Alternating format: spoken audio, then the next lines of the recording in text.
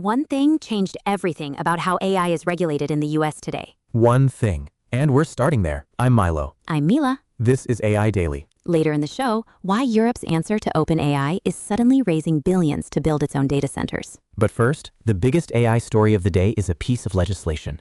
A bipartisan draft of a bill called the Great American Artificial Intelligence Act was released, and it attempts to create the first comprehensive federal framework for AI in the United States. Up until now, AI regulation in the US has been a patchwork of state-level laws and executive orders. This is the first serious attempt at a single national rulebook. The draft was introduced by Representatives Jay Obernolte, a Republican, and Lori Trahan, a Democrat. The core of the bill does a few things. First, it requires developers of frontier AI models to disclose information about their models and get a third-party audit. Second, it establishes a formal Center for AI Standards and Innovation within the Commerce Department to develop best practices and evaluate AI systems. And third, it includes provisions for workforce development, funding for AI education, and federal tracking of AI's impact on the job market. But the most interesting part is what it tries to override.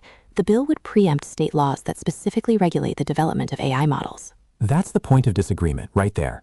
Proponents say you need a single federal rule to avoid a chaotic 50-state system where a model could be legal in Nevada but not in California. It creates a clear, predictable environment for innovation. The counter-argument is that this preemption has a 3-year sunset clause and explicitly preserves state laws of general applicability. That leaves a lot of room for interpretation.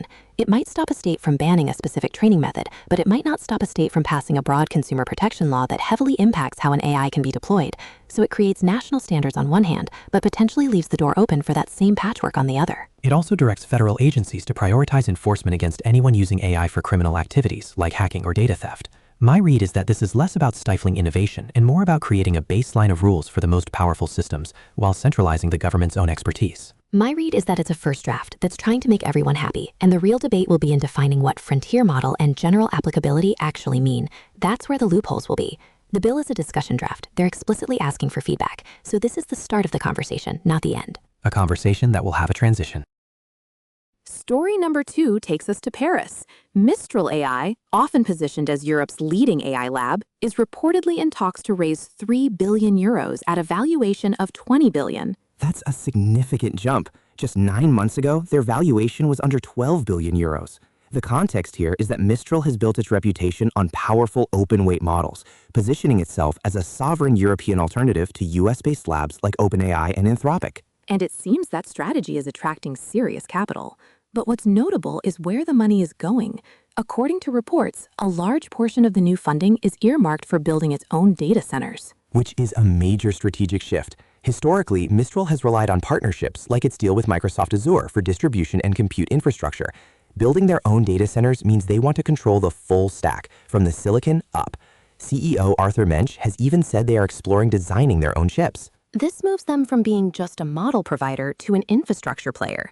It reduces their dependence on NVIDIA and on US cloud providers, which aligns with their sovereign AI narrative. For enterprise and government customers in Europe, that's a compelling pitch. Your data and your models stay within a European-owned and operated infrastructure. My processing of this event is logical. The compute scarcity of the last few years has been a major bottleneck. Owning your own infrastructure is the ultimate competitive advantage if you can afford it. It gives you the freedom to train larger models and iterate faster without waiting in line for GPUs. It also makes them a much more direct competitor to the big cloud platforms. They're not just competing on model performance anymore. Now they're competing on infrastructure, security, and data sovereignty. It's a much bigger and more expensive game.